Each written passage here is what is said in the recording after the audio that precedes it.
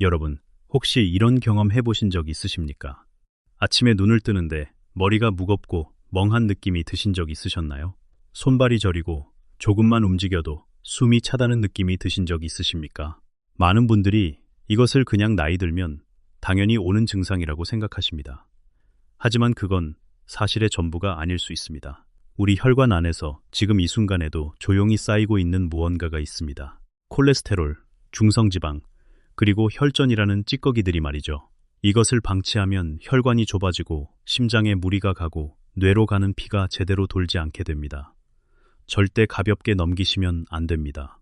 그런데 오늘 말씀드릴 내용을 들으시면 사실 그 해답이 우리 평범한 밥상 안에 이미 있었다는 것을 알게 되실 겁니다. 콜레스테롤을 잡아 밖으로 내보내는 음식, 혈전이 뭉치는 것을 막아주는 음식, 혈액을 맑게 청소해주는 음식, 그리고 이미 쌓인 혈전을 직접 녹여내는 음식, 바로 이 네 가지를 오늘 하나하나 자세히 알려드리겠습니다. 끝까지 함께 해주세요. 잠깐 상상해 보십시오. 오래된 집에 수도 파이프가 있다고 생각해 보세요. 처음 지었을 때는 물이 콸콸 잘 나왔습니다. 그런데 세월이 흐르면서 파이프 안쪽에 찌꺼기가 붙고 녹이 슬고 점점 좁아집니다. 수압은 높아지고 결국 어느 날 파이프가 터지거나 물이 완전히 막혀버립니다. 우리 몸의 혈관이 바로 이 수도 파이프와 똑같습니다. 나이가 들수록 혈관 안쪽에는 콜레스테롤과 중성지방, 그리고 혈전이라는 찌꺼기들이 서서히 쌓이기 시작합니다. 혈전이란 피가 굳어서 뭉친 덩어리입니다. 마치 파이프 안에 찌꺼기가 쌓여 물 흐름을 막는 것처럼 이 혈전이 혈관을 좁히고 막아버립니다. 혈액이 끈적해지고 흐름이 느려지는 것이죠. 이 상태가 이어지면 어떤 일이 벌어질까요? 심장은 피를 내보내기 위해 더 많은 힘을 써야 합니다. 혈압이 올라가고 뇌로 가는 혈액이 부족해지면 어지럼증이 생기거나 최악의 경우 뇌졸중이나 심근경색으로 이어질 수도 있습니다. 혹시 아침에 일어날 때 머리가 무겁거나 손발이 저리신 적이 있으셨습니까? 혹시 조금만 걸어도 숨이 차거나 피로감이 가시지 않는다고 느끼신 적 있으십니까? 이런 증상들이 바로 우리 몸이 보내는 신호일 수 있습니다. 그런데 여러분, 우리 할머니, 할아버지 세대를 생각해 보십시오.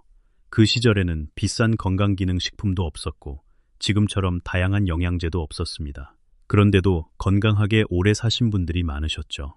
그 비결이 무엇이었을까요? 바로 매일 드시던 우리 밥상의 음식들이었습니다.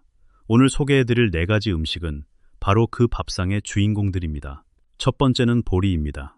보리라고 하면 어떤 생각이 드십니까? 예전에 어려운 시절, 쌀이 모자랄 때 어쩔 수 없이 먹던 곡식이라고 기억하시는 분들이 많으실 겁니다. 흰쌀밥 한 그릇이 그렇게 먹고 싶었던 시절이 있으셨죠. 하지만 지금은 달라졌습니다. 보리야말로 혈관을 지키는 귀한 보물이라는 사실이 현대의학을 통해 하나씩 밝혀지고 있습니다. 보리 안에는 베타글루칸이라는 수용성 식이섬유가 듬뿍 들어 있습니다. 이름이 좀 어렵죠? 쉽게 말씀드릴게요.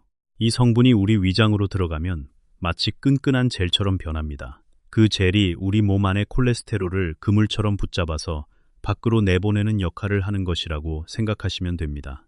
마치 우리가 청소할 때 걸레로 먼지를 닦아내듯이 베타글루칸이 혈액 속 나쁜 콜레스테롤을 닦아내는 역할을 하는 것입니다. 좀 더 구체적으로 말씀드릴게요. 우리 몸은 콜레스테롤을 원료로 담즙이라는 소화액을 만듭니다. 이 담즙은 우리가 먹은 기름기 있는 음식을 소화시키는 역할을 합니다. 보통 이 담즙이 소화를 도운 뒤 다시 몸속으로 흡수되는데요. 그런데 보리의 베타글루칸이 장 안에서 이 담즙과 달라 이타부터 밖으로 배출시켜버립니다. 그러면 몸이 어떻게 반응할까요? 새 담즙을 만들어야 하니까 혈액 속 콜레스테롤을 더 많이 끌어다 쓰게 됩니다. 그 결과 혈중 콜레스테롤 수치가 내려가는 것입니다.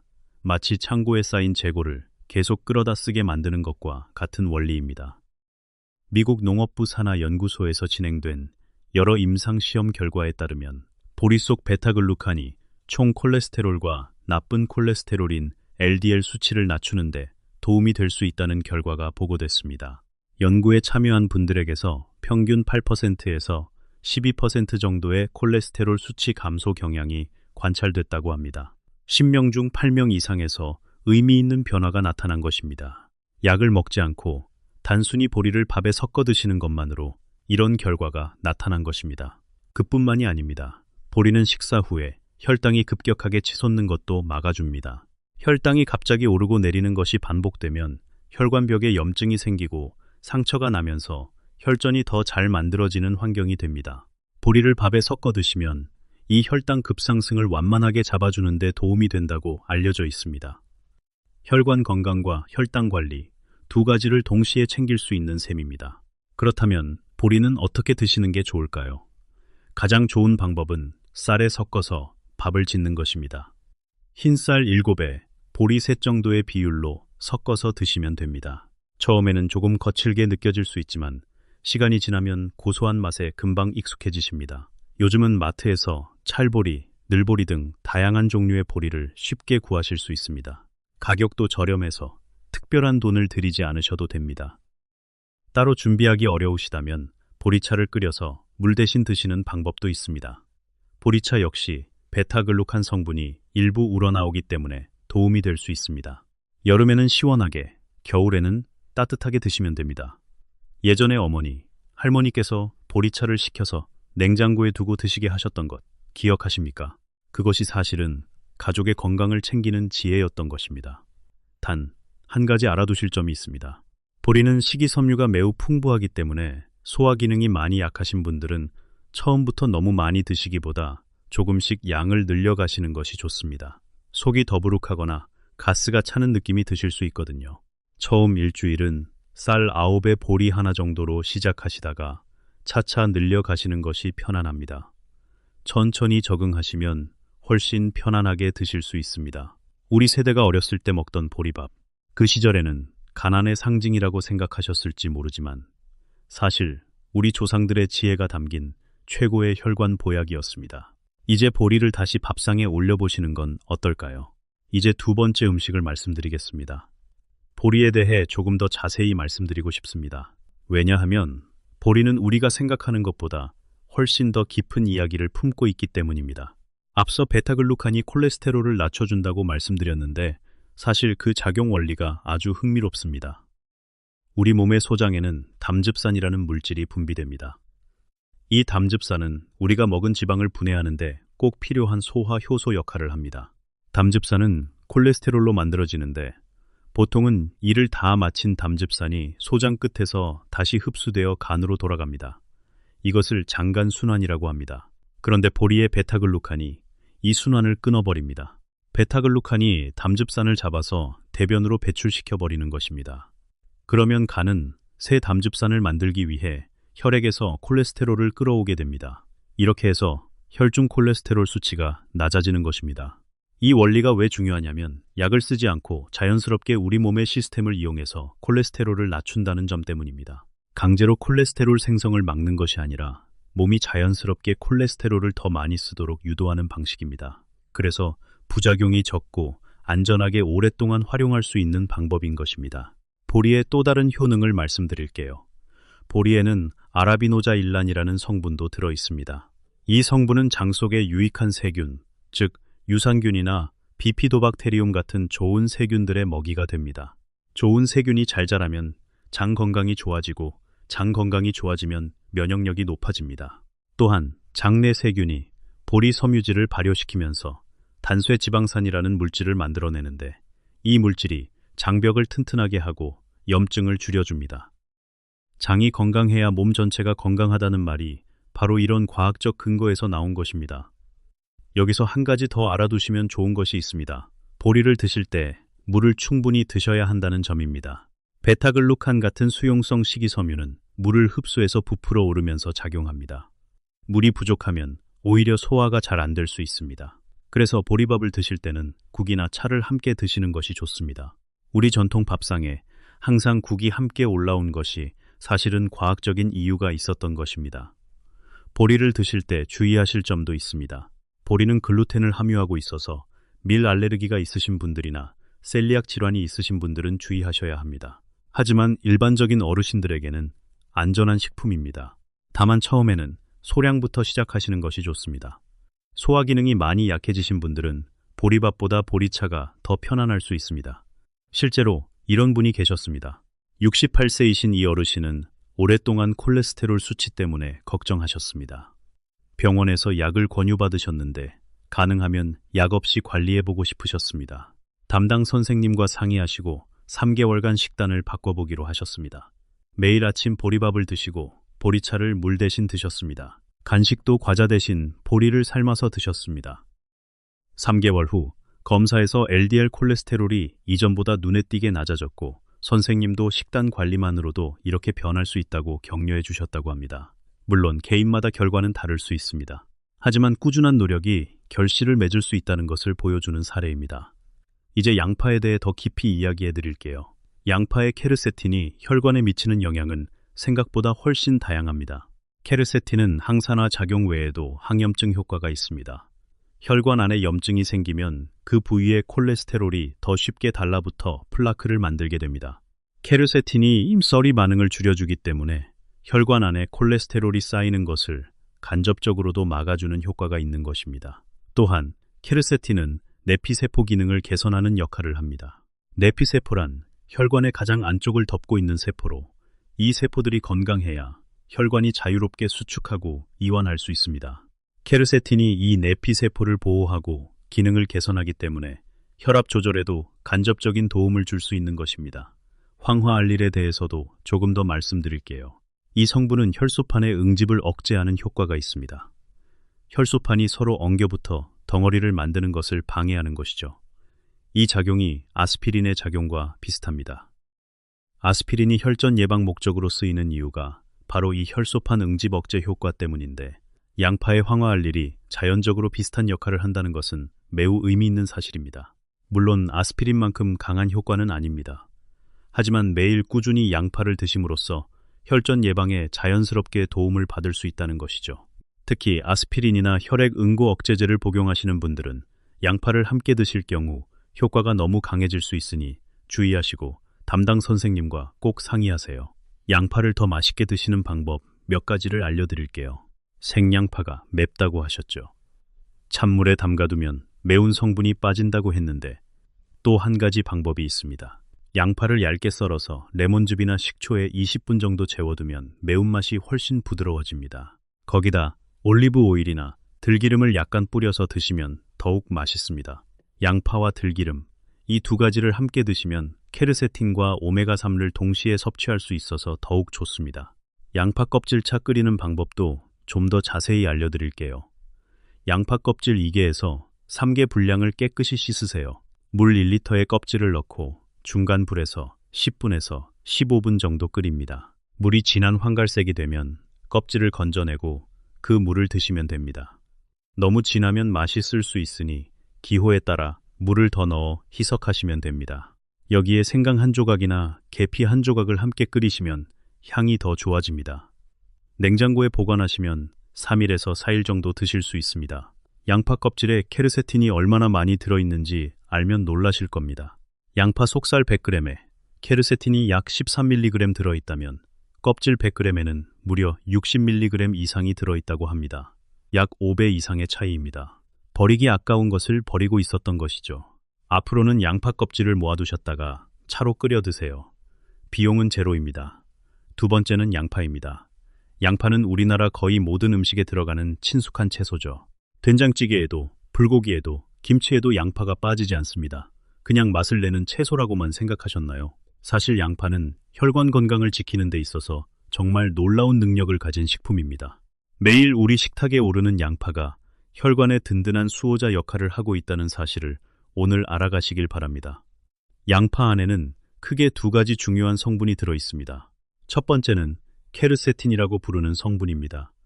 양파 껍질, 특히 겉껍질에 가장 많이 들어있는 이 성분은 강력한 항산화 물질입니다. 항산화 물질이란 무엇인지 간단히 말씀드릴게요. 우리 몸 안에서는 나쁜 산소, 즉 활성산소라는 것이 생겨나는데 이것이 혈관벽을 공격하고 세포를 손상시킵니다.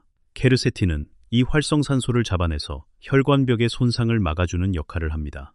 나쁜 콜레스테롤인 LDL은 낮추면서 좋은 콜레스테롤인 HDL은 높여주는 경향이 여러 연구에서 보고됐습니다.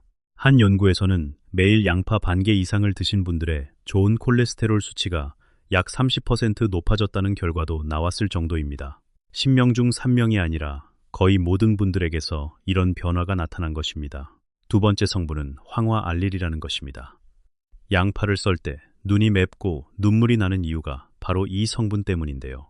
많은 분들이 양파 썰기 싫다고 하시는데 사실 그 매운 성분이 여러분의 혈관을 지켜주고 있는 것입니다. 황화알릴은 혈액이 과도하게 응고되는 것을 억제해 혈전 형성을 줄이는데 도움이 된다고 알려져 있습니다. 혈소판이 서로 엉겨붙어 덩어리를 만드는 것을 방해하는 역할을 한다고 보시면 됩니다. 피가 너무 끈적하게 뭉치는 것을 막아주는 역할인 것이죠. 그렇다면 양파는 어떻게 먹어야 이 효능을 가장 잘 살릴 수 있을까요? 케르세틴은 열에 비교적 강한 편이라서 볶거나 끓여도 크게 파괴되지 않습니다. 그래서 볶음 요리나 국에 넣어 드셔도 케르세틴의 효능은 어느 정도 유지됩니다. 하지만 황화알릴은 열에 약합니다. 70도 이상으로 가열하면 이 성분이 상당 부분 줄어든다고 합니다. 그래서 혈액순환에 더 적극적인 도움을 받고 싶으시다면 생양파로 드시는 것이 좋습니다. 생양파가 너무 맵다고 느끼시는 분들, 이렇게 해보세요. 양파를 얇게 썰어서 찬물에 10분에서 20분 정도 담가 두시거나 그냥 공기 중에 15분에서 30분 정도 놔두시면 매운맛이 상당히 빠집니다. 그리고 식초나 들기름에 버무려 무침처럼 드시는 방법도 아주 좋습니다. 우리 집 밥상에 늘 올라오는 양파 무침이 사실은 혈관을 지켜주는 보약이었던 것입니다. 양파를 고추장에 찍어 드시는 것도 좋습니다. 쌈채소로 드시는 것도 훌륭합니다.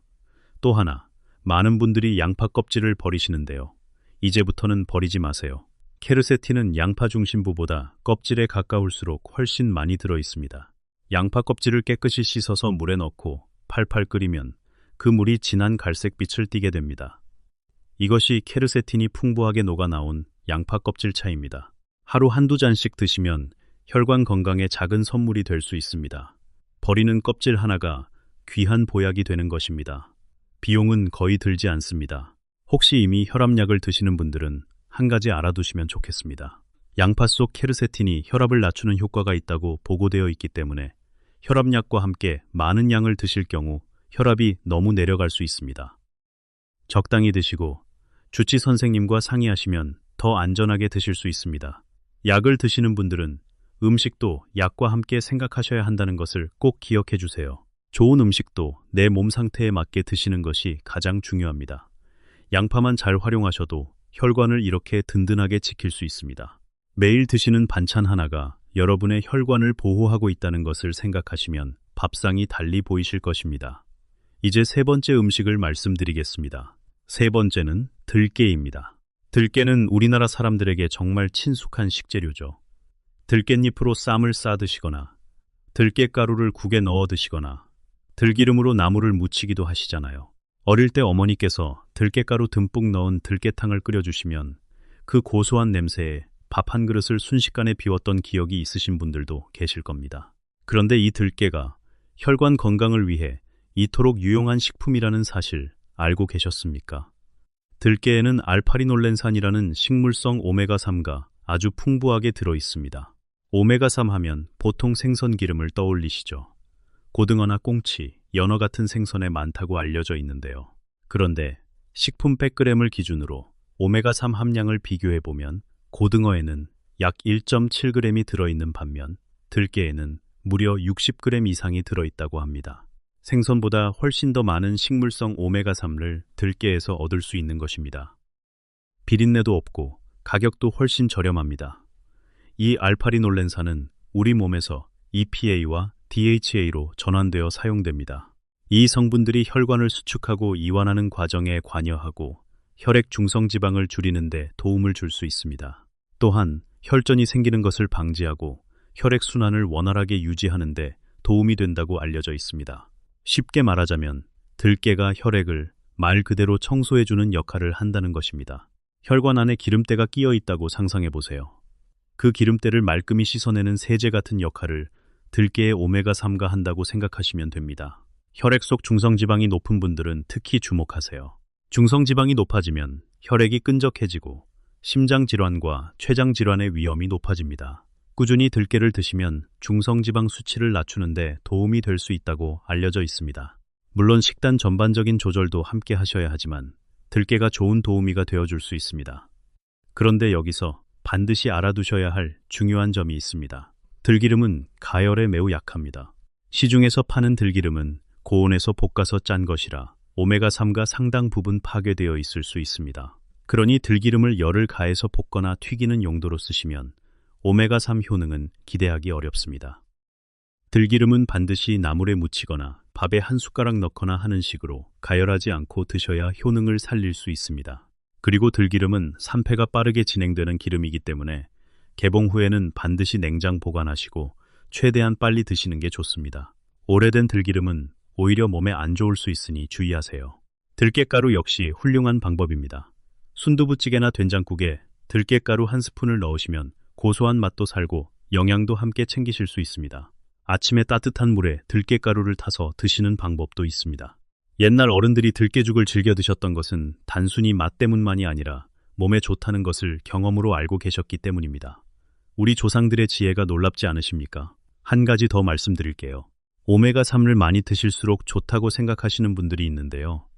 하루에 오메가3를 너무 과다하게 드시면 혈액이 지나치게 묽어져 출혈 위험이 생길 수 있습니다. 특히 혈액 응고 억제제나 아스피린을 드시는 분들은 반드시 주치 선생님께 먼저 상의하신 후에 들기름이나 들깨를 집중적으로 드시는 것이 안전합니다. 좋은 음식도 자신의 상황에 맞게 드시는 것이 가장 중요합니다. 이제 오늘의 마지막 네 번째 음식을 말씀드리겠습니다. 들깨에 대해 더 깊이 말씀드릴게요. 들깨의 오메가3, 즉 알파리놀렌산이 어떻게 혈관을 도와주는지 좀 더 자세히 살펴보겠습니다. 알파리놀렌산이 우리 몸에 들어오면 EPA와 DHA로 전환됩니다. 이 두 성분이 혈관에서 하는 일이 있습니다. 먼저 EPA는 혈소판이 서로 엉겨붙는 것을 억제합니다. 혈소판이 뭉치면 혈전이 생기는데 이것을 막아주는 것이죠. 또한 EPA는 혈관 수축을 일으키는 트롬복산이라는 물질을 줄이고 혈관을 이완시키는 프로스타사이클린이라는 물질을 늘립니다. 쉽게 말씀드리면 혈관을 편안하게 열어주는 역할을 하는 것입니다. DHA는 세포막을 유동적으로 유지하는 데 도움을 줍니다. 세포막이 딱딱해지면 세포 기능이 떨어지고 혈관도 탄력을 잃게 됩니다. DHA가 세포막을 부드럽고 유연하게 유지시켜주기 때문에 혈관이 잘 수축하고 이완하는 기능을 보존해줍니다. 뇌세포의 구성 성분으로도 중요해서 DHA를 충분히 드시면 뇌 건강과 기억력에도 도움이 될 수 있다고 합니다. 여러분, 들깨와 생선의 오메가3를 비교해 드릴게요. 생선에 들어있는 EPA와 DHA는 바로 사용 가능한 형태입니다. 반면 들깨의 알파리놀렌산은 우리 몸에서 EPA와 DHA로 전환되어야 합니다. 이 전환 효율이 사람마다 다르고 일반적으로 20%에서 50% 정도라고 알려져 있습니다. 그러니 효율로만 따지면 생선 오메가3가 더 직접적입니다. 하지만 들깨의 절대적인 오메가3 함량이 워낙 높기 때문에 효율이 낮아도 충분한 양을 공급받을 수 있습니다. 게다가 들깨에는 오메가3 외에도 다양한 항산화 물질과 미네랄이 함께 들어있어서 시너지 효과를 낼 수 있습니다. 들깨가루를 드시는 가장 좋은 방법을 더 알려드릴게요. 많은 분들이 들깨가루를 국에 넣어서 드시는데 이때 주의하실 점이 있습니다. 국이 펄펄 끓는 상태일 때 들깨가루를 넣으시면 오메가3가 파괴될 수 있습니다. 불을 끄거나 아니면 국을 조금 식힌 후에 들깨가루를 넣으시는 것이 좋습니다. 또는 완성된 국에 들깨가루를 뿌려서 드시는 것도 좋은 방법입니다. 밥 위에 들깨가루를 뿌리고 들기름 한 방울 떨어뜨린 다음 간장을 조금 넣어서 비벼 드시는 것도 아주 맛있습니다. 고소한 맛이 살아나서 밥 한 그릇을 뚝딱 비우실 수 있습니다. 들깻잎도 훌륭한 음식입니다. 들깻잎에는 베타카로틴, 비타민 C, 비타민 K 등 다양한 영양소가 들어 있습니다. 특히 철분 함량이 높아서 빈혈 예방에도 도움이 됩니다. 고기와 함께 쌈을 싸 드시면 육류의 포화지방을 들깻잎의 영양소가 보완해주는 효과가 있습니다. 삼겹살을 드실 때 들깻잎 쌈을 2장, 3장 함께 드시면 혈관에 훨씬 덜 부담이 됩니다. 우리 선조들이 삼겹살에 깻잎을 쌈으로 먹었던 것이 알고 보면 아주 현명한 식사법이었던 것이죠. 나토에 대해서도 좀 더 깊이 이야기해 드릴게요. 나토키나제가 어떻게 혈전을 분해하는지 그 메커니즘을 이해하시면 더 잘 활용하실 수 있습니다. 우리 혈액 안에는 항상 두 가지 상반된 힘이 균형을 이루고 있습니다. 하나는 혈액을 굳히려는 응고 시스템이고 다른 하나는 굳은 혈액을 다시 녹이려는 용해 시스템입니다. 건강한 상태에서는 이 두 시스템이 균형을 잡고 있습니다. 작은 상처가 생기면 응고 시스템이 작동해서 피를 멈추고, 상처가 나으면 용해 시스템이 작동해서 굳은 피를 녹입니다. 그런데 나이가 들면서 이 균형이 깨집니다. 응고 시스템이 과도하게 활성화되거나 용해 시스템이 약해지면 혈전이 과도하게 생기고 잘 녹지 않게 됩니다. 여기서 나토키나제가 중요한 역할을 합니다. 나토키나제는 혈전의 주성분인 피브린을 직접 분해하는 것 외에도 우리 몸의 플라스미노겐이라는 물질을 활성화시켜서 몸 자체의 혈전 용해 능력을 높여줍니다. 즉, 혈전 용해 시스템을 다시 강화시켜주는 역할을 하는 것입니다. 또한 나토키나제는 우로키나제 전구체를 활성화시키는 작용도 합니다. 우로키나제는 우리 몸에서 자연적으로 만들어지는 혈전용의 효소입니다. 나토를 드시면 이 효소가 더 활발하게 작동하도록 돕는 것이죠. 그래서 나토가 단순히 혈전을 직접 녹이는 것을 넘어서 우리 몸의 자체 방어 시스템을 강화시켜준다는 것이 연구자들이 주목하는 부분입니다. 나토를 구입하실 때 한 가지 확인하실 것이 있습니다. 냉동 나토는 해동 과정에서 효소가 일부 파괴될 수 있습니다. 가능하면 냉장 보관된 신선한 나토를 구입하시는 것이 좋습니다. 요즘은 한국마트에서도 쉽게 찾으실 수 있습니다. 일본 식품 코너나 건강식품 코너에 가시면 나토를 파는 경우가 많습니다. 처음에는 소량 구입하셔서 맛에 익숙해지신 후에 정기적으로 드시는 것을 권합니다. 나토와 비슷한 효과를 내는 우리나라 전통 음식도 있습니다. 바로 청국장입니다. 청국장도 콩을 발효시킨 것으로 나토키나제와 유사한 효소를 포함하고 있다고 합니다. 냄새가 더 강하지만 나토보다 우리 입맛에 더 친숙한 분들도 계십니다. 청국장찌개를 자주 드신다면 그것도 혈관 건강에 도움이 될 수 있습니다. 우리 전통 발효 음식의 지혜가 이렇게 깊은 것입니다. 이제 오늘 배우신 내용을 하나로 묶어서 일상에서 어떻게 실천하실지 구체적으로 알려드리겠습니다. 아는 것과 실천하는 것은 다릅니다. 아무리 좋은 정보도 실천하지 않으면 소용이 없습니다. 지금 당장 실천하실 수 있는 아주 구체적인 방법을 알려드리겠습니다. 오늘 저녁 하실 수 있는 것이 있습니다. 밥을 지을 때 보리새 큰 스푼을 넣어보세요. 양파 1개를 얇게 썰어서 찬물에 담가두세요. 들기름이 있으시다면 나물이나 밥에 1스푼 두르세요. 마트에 가실 기회가 있다면 나토 1팩을 사오세요. 이것이 오늘 하실 수 있는 첫 번째 실천입니다. 내일 아침에 하실 수 있는 것도 있습니다. 보리차를 끓여두세요. 하루 종일 물 대신 드실 수 있습니다. 보리차 끓이는 것은 5분이면 충분합니다. 보리 2큰 스푼을 물 1리터에 넣고 10분 끓이면 됩니다. 냉장고에 넣어두시면 시원하게 드실 수 있고 보온병에 넣어두시면 따뜻하게 드실 수 있습니다. 이번 주말에 하실 수 있는 것도 있습니다. 마트에 가셔서 들깨가루, 들기름, 나토를 사오세요. 양파 껍질을 모아두시다가 차를 끓이세요. 가족들에게 오늘 배운 내용을 이야기해 주세요. 건강은 혼자 하는 것보다 가족이 함께 할 때 더 잘 됩니다. 혈관 건강을 위한 식사의 기본 원칙도 말씀드릴게요. 채소와 과일을 몇 끼니 드세요.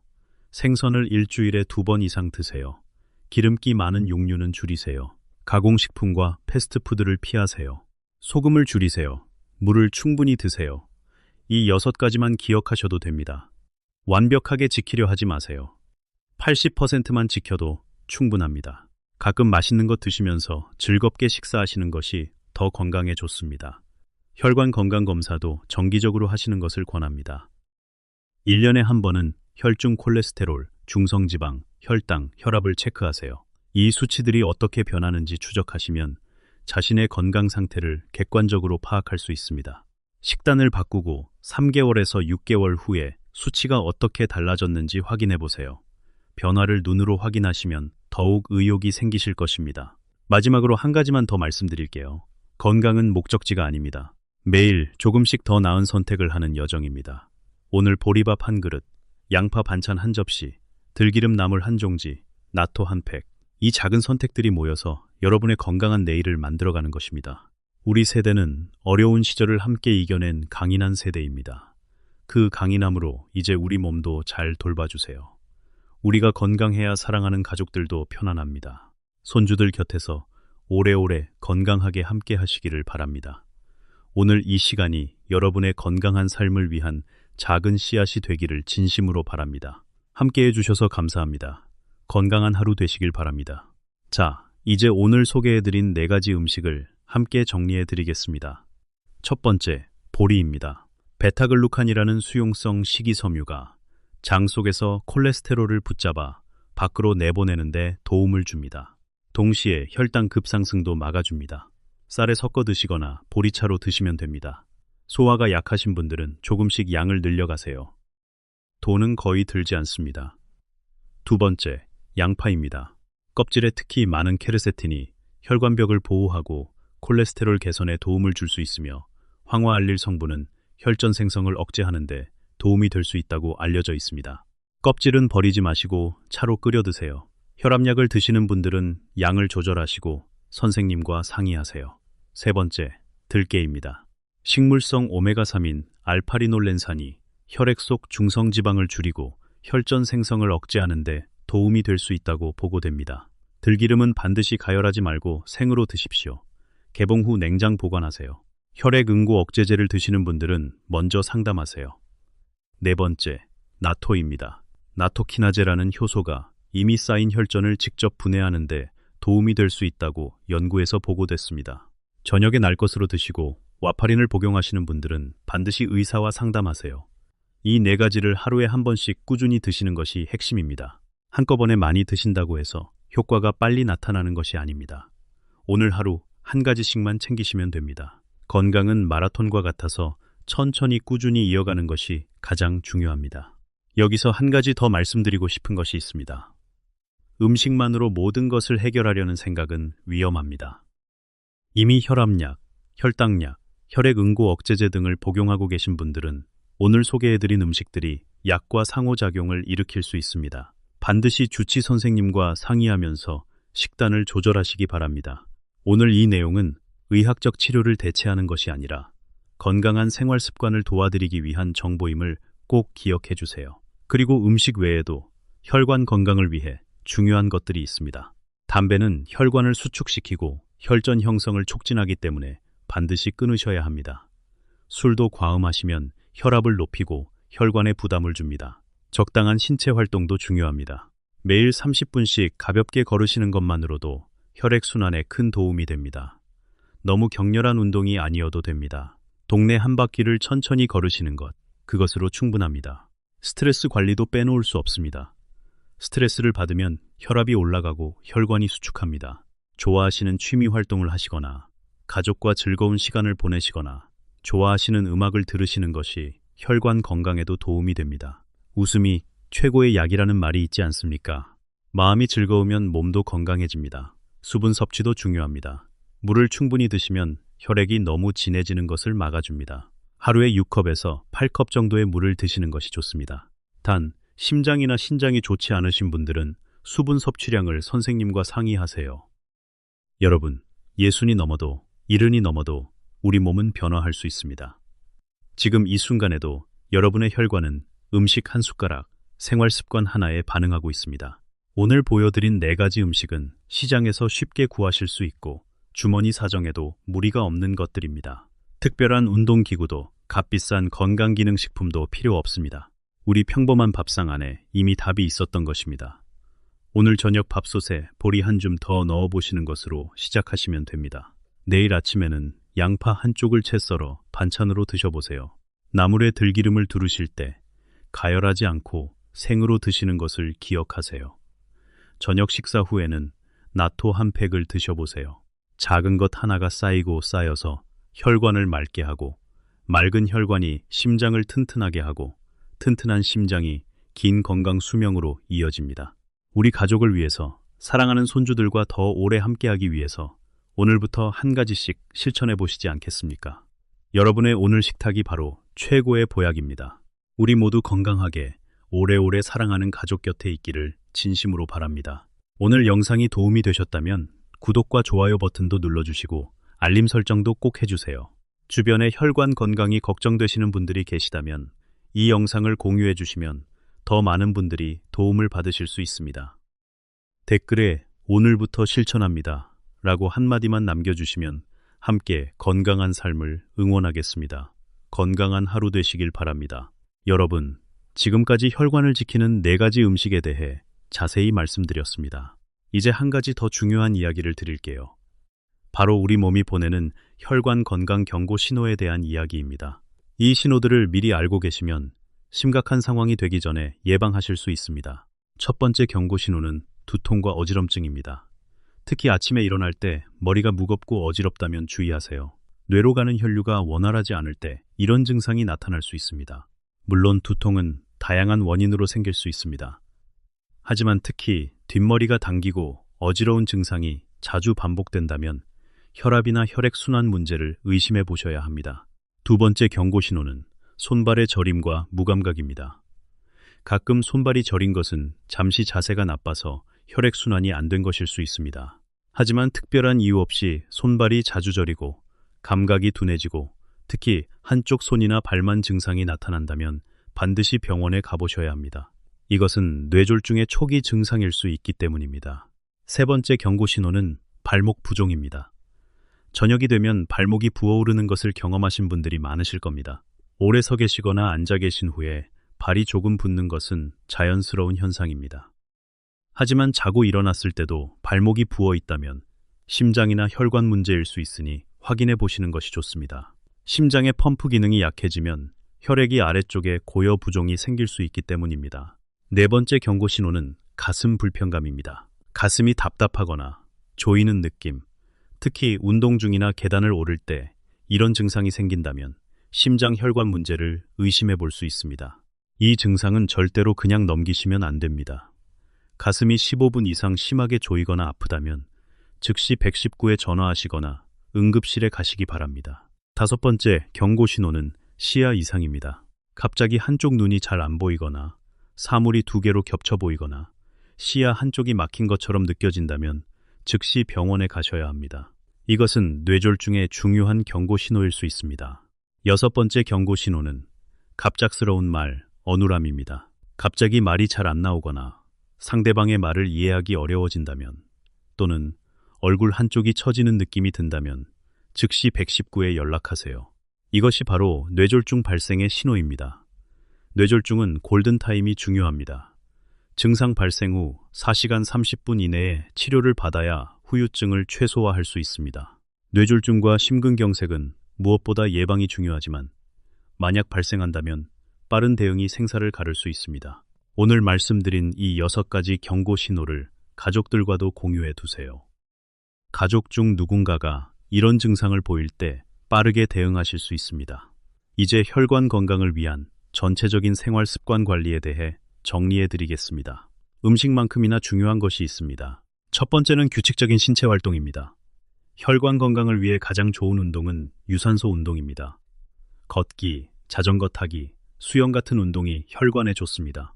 매일 30분이 어려우시다면 하루 3번 10분씩 나눠서 하셔도 효과가 있습니다. 운동을 하면 혈관의 탄력이 좋아지고 좋은 콜레스테롤이 높아지고 혈압이 낮아집니다.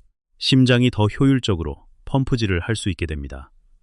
운동은 최고의 혈관 청소제입니다. 두 번째는 금연입니다.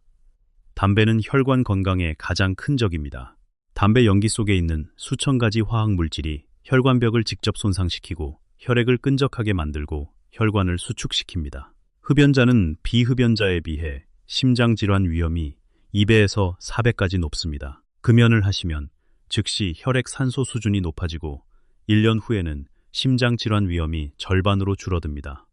아직 담배를 피우고 계신 분들, 지금이 가장 좋은 시간입니다. 세 번째는 적절한 음주입니다. 소량의 알코올이 좋은 콜레스테롤을 약간 높인다는 연구도 있지만 그 효과보다 술의 해로운 영향이 훨씬 큽니다. 과음은 혈압을 높이고 심장 근육을 약하게 하고 중성지방을 크게 증가시킵니다.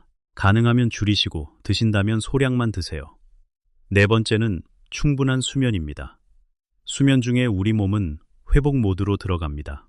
혈압이 낮아지고 염증이 줄어들고 호르몬 균형이 맞춰집니다.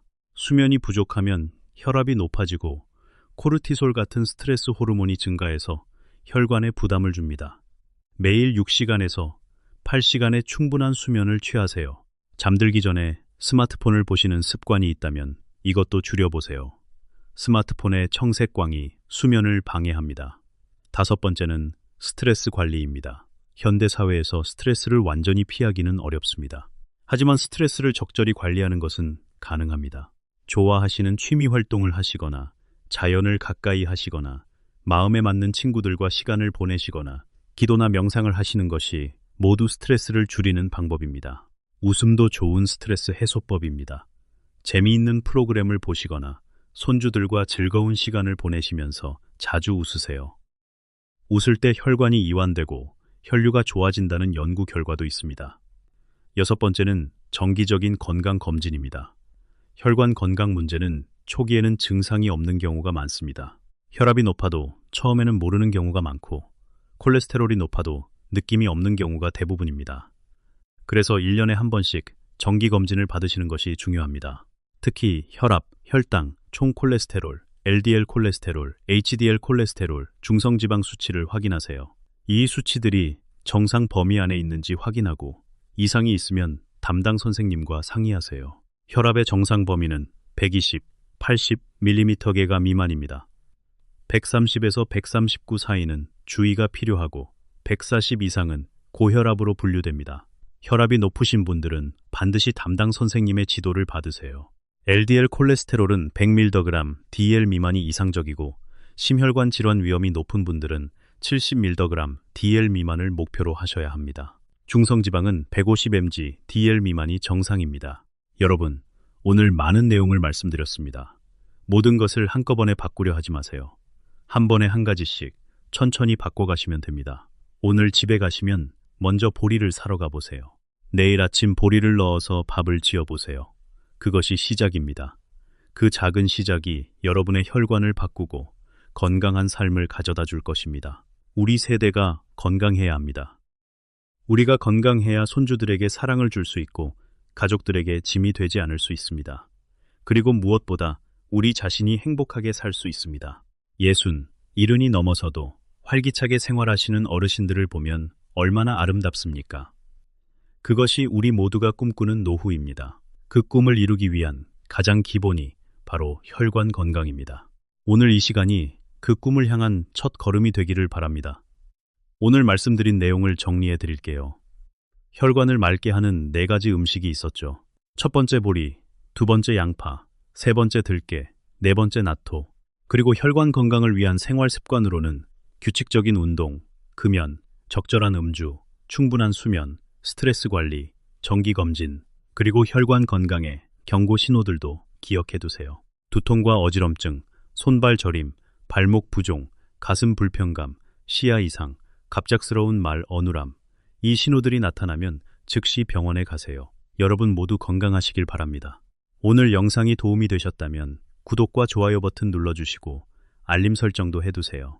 이 영상이 혈관 건강이 걱정되시는 분들에게 도움이 된다면 주변에 공유해주세요. 댓글에 오늘부터 실천합니다 라고 남겨주시면 함께 응원하겠습니다. 우리 모두 건강하게 오래오래 사랑하는 가족 곁에 있기를 진심으로 바랍니다. 건강한 하루 되시길 바랍니다.